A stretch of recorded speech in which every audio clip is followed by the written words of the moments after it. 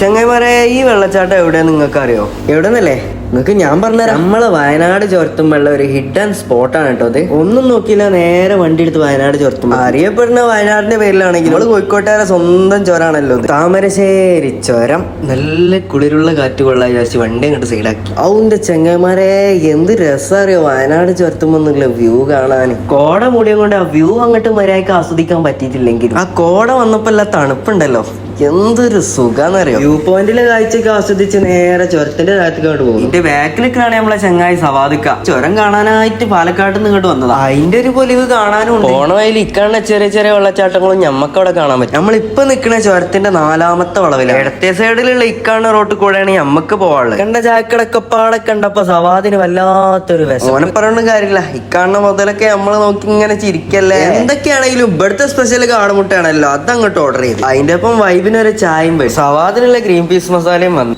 എന്താ അവന്റെ ഒരു തീറ്റാന്നറിയാം. പറഞ്ഞിട്ട് കാര്യമില്ല, നല്ല ടേസ്റ്റ് ഉണ്ട് കേട്ടോ സാധനം. കഴിച്ച് നമ്മളെ വിഷയത്തിൽ നിന്ന് തെന്നി മാറുന്ന ഒരു സംശയം. ഇടത്തെ ഭാഗത്താണ് ഈ റോട്ടിൽ കൂടെ ഒരു 20 മീറ്റർ കണ്ട് പോയാൽ നമ്മളെ സ്പോട്ട് എത്തി. ചങ്ങായിമാരെ, അപ്പൊ ഇതാണ് ഞാൻ പറഞ്ഞ സ്ഥലം. എന്ത് രസാന്ന് നോക്കി നിങ്ങള്, അടിപൊളിയല്ലേ? എല്ലാരും പോന്നോളിട്ടെന്നാ വയനാട് ചുരത്തുമ്പോ കൂടെ പോണ ആരും ഈ സ്പോട്ട് മിസ്സാക്കാൻ നിൽക്കണ്ട കേട്ടോ.